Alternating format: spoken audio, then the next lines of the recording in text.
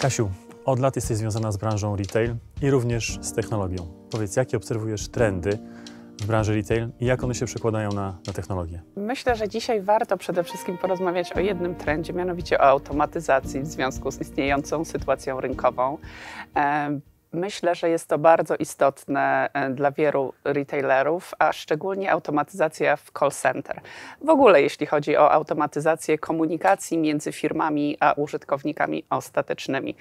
Jest to ważne, gdyż generuje bardzo dużo korzyści biznesowych dla retailerów, także myślę, że jest to główny trend, na którym warto się dzisiaj skupić. Nasze badania wskazują, że ponad 80% klientów nie zamierza zmienić zwyczajów zakupowych po pandemii, a więc nadal będą to kanały samoobsługowe, nadal będzie to online, a więc ta automatyzacja na pewno jest super ważna.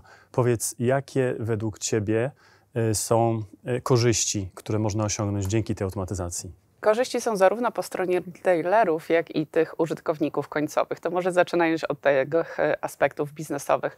No przede wszystkim dla firm jest to bardzo duże obciążenie kosztowe, tak? Prowadzenie i odpowiadanie na wszystkie pytania i zapytania od klientów. Także wprowadzenie tej automatyzacji w różnych kanałach komunikacji, czyli w call center, jeśli chodzi o tą wersję głosową, czy wersję tekstową na tak wielu przecież dzisiaj kanałach komunikacji, z których korzystamy, jak WhatsApp, czy strona internetowa, czy aplikacja mobilna.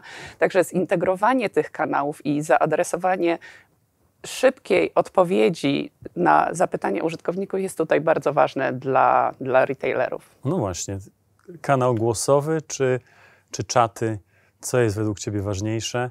Od czego firmy powinny zacząć? Czy może równolegle to realizować? Myślę, że i ten kanał jest bardzo ważny, dlatego że my jako użytkownicy końcowi mamy różne potrzeby, tak? Mamy ten moment, kiedy, nie wiem, jedziemy samochodem i chcemy po prostu, mamy tylko możliwość skorzystania z tej wersji głosowej, także to jest na pewno bardzo istotne dla retailera, żeby stworzyć taką omnichannelową strategię, czyli rozwiązanie głosowe pod call center, ale jak najbardziej rozwiązania tekstowe pod te wszystkie pozostałe kanały komunikacji. A teraz, jeżeli już firma decyduje się na realizację takiego programu automatyzacji, to od jakich procesów powinni rozpocząć? Które według Ciebie są najistotniejsze, które przyniosą największą wartość, a może właśnie powinno się zacząć od tych, które są najprostsze do wdrożenia?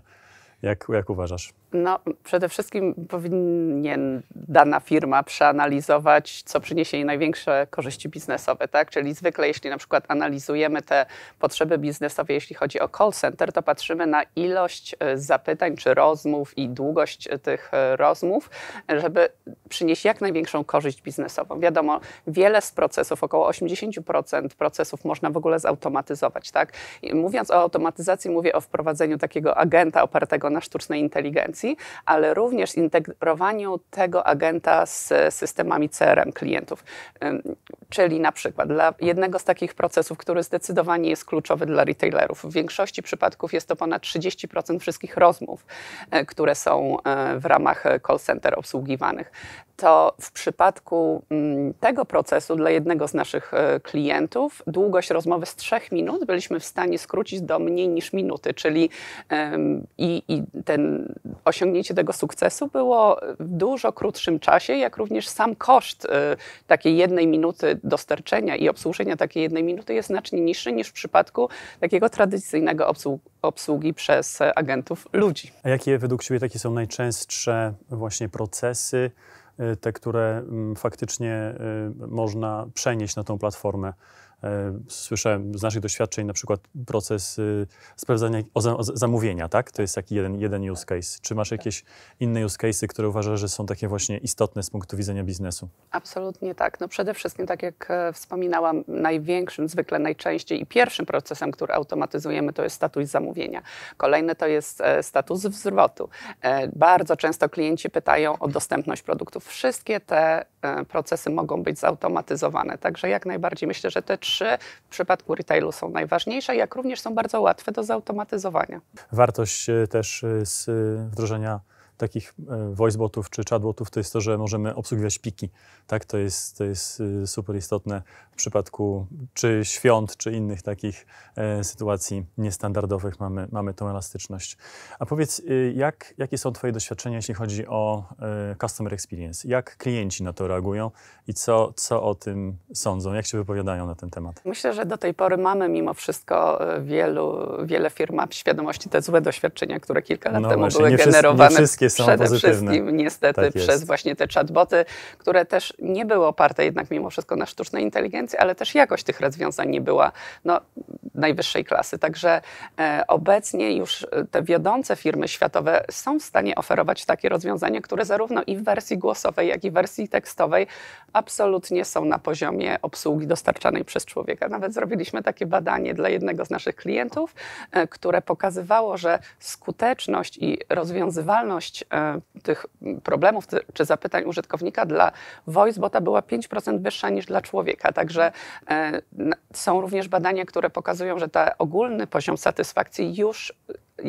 przewyższa nawet to, co jest możliwe dostarczenie przez takiego agenta człowieka. Oczywiście to nie są wszystkie procesy, tak, ale mówimy o takich standardowych procesach, które naprawdę są łatwe i możliwe do zaimplementowania. Tak, bo my mamy też badania wykraczające poza branżę retail, również w branży finansowej czy telekomunikacyjnej. Widzimy, że rzeczywiście te rozwiązania są coraz bardziej doskonałe, można powiedzieć, i że ten customer experience jest rzeczywiście na takim poziomie, który już jest taki sam, bądź przewyższający normalną rozmowę z agentem. Fakt, że rozmowa jest odbierana od razu, to jest po prostu game changer. Nie trzeba oczekiwać. Absolutnie tak. Myślę, że właśnie to, co wspomniałaś o tych pikach, czyli dla retailerów te momenty jak po Black Friday czy po świętach Bożego Narodzenia, kiedy praktycznie żadne call center nie jest w stanie udźwignąć tego ciężaru, tak?